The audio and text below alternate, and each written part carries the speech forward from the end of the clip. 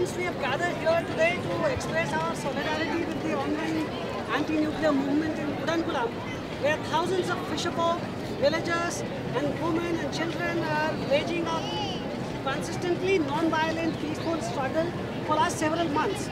These people have been opposing the Koodankulam nuclear power project for last 25 years and have raised several grave, very important questions pertaining to the safety, pertaining to the environmental impacts on livelihood and lives of the people. I'm also here for solidarity with one of the most significant struggles for the future of democracy in India. I want to salute the people of Koodankulam who haven't given up in spite of all the terror attacks on them from what has become a militarized state. A very interesting new article has been published in The Economist, which is not a people's magazine, it's a corporate magazine. And The Economist says increasingly nuclear power will become less and less a creature of democracy.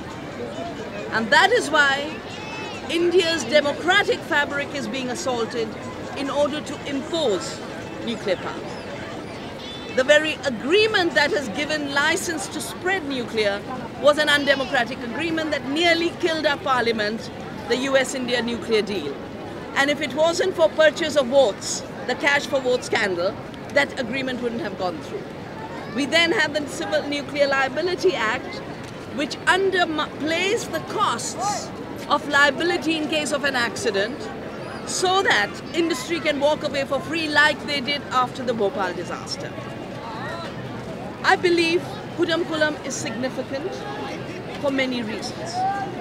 For some sad, perverse reason, our government is making a choice for the most backward, most primitive, most hazardous and most crude technologies in every sphere.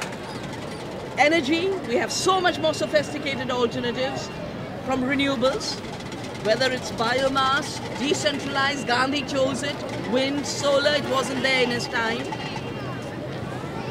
They're picking nuclear, which every country is giving up.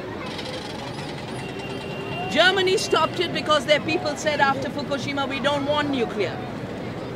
And nobody needs any more evidence that this is a dangerous technology than Fukushima. आप सबने देखा होगा Fukushima में कैसा disaster हुआ. Germany stopped, Italy stopped, France will stop, the country that is highest nuclear power plant. It's going to stop under the new president called Hollande. Brazil has announced it won't go further.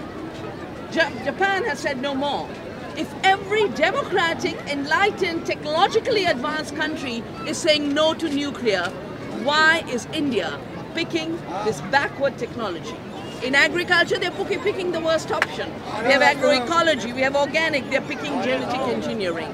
And worse, when people with intelligence, information, freedom rise to educate the government about their rights and the rights for safety, all that the government can say is, this is the foreign hand, when the real foreign hand is Monsanto behind GMOs and the global nuclear industry behind the nuclear power plants. Sadly, our public sector is always there as the face to bring it all in, to make it look like it's a national interest.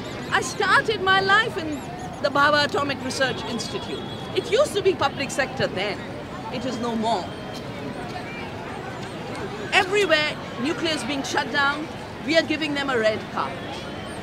On our money, they're imposing hazard zonas. It's a double violation of democracy because it's our money that's being used to build these plants against our will. I really do believe that the assault on democracy that we are seeing in Koodankulam is something so serious that if we don't stop them here, they will do this on every issue everywhere.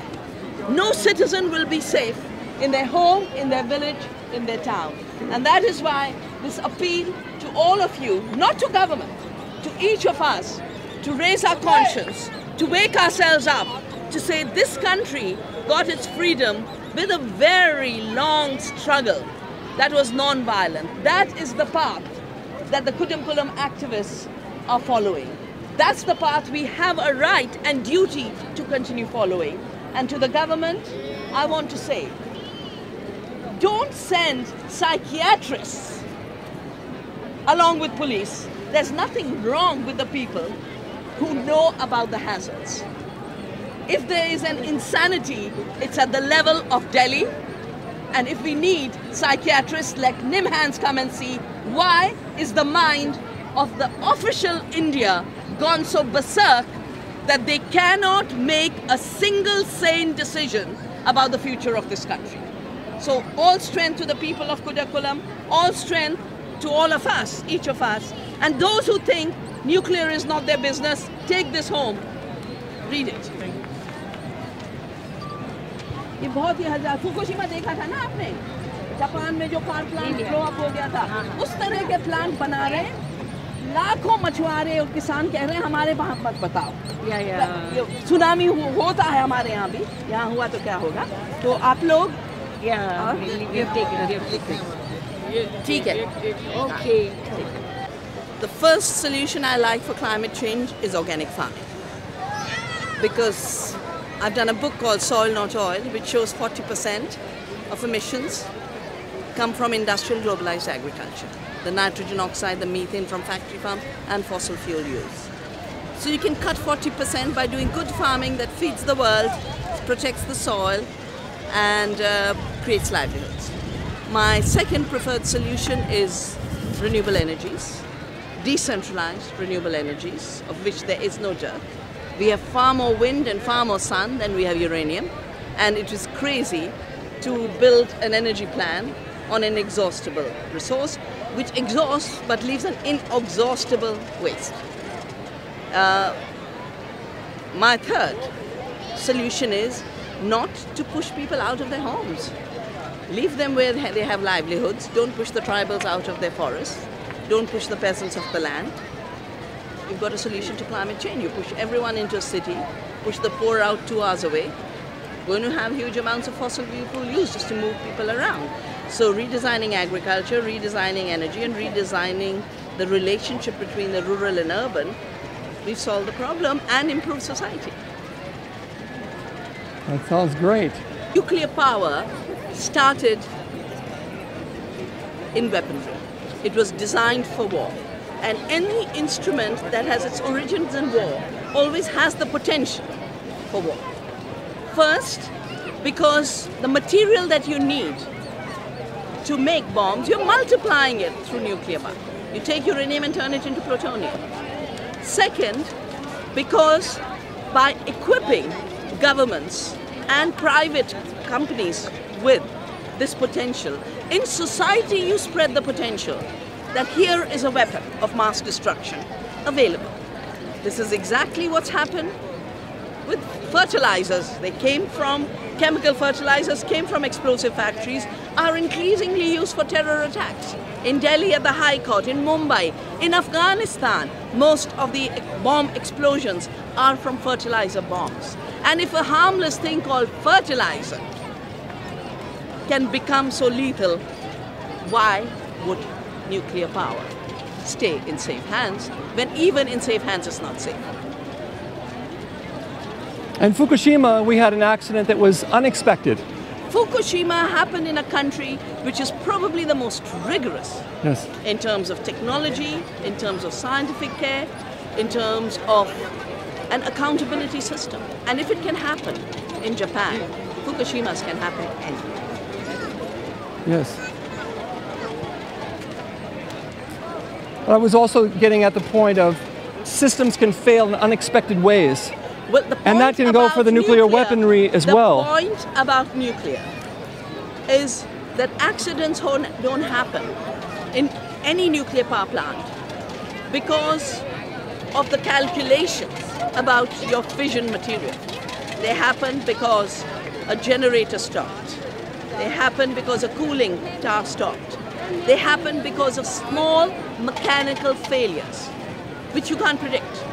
But they, in the case of nuclear, which is a stupid technology because all you're doing is creating fissionable material.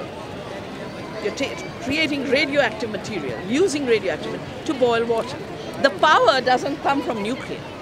The power comes from the water. Now, there are safer ways to boil water.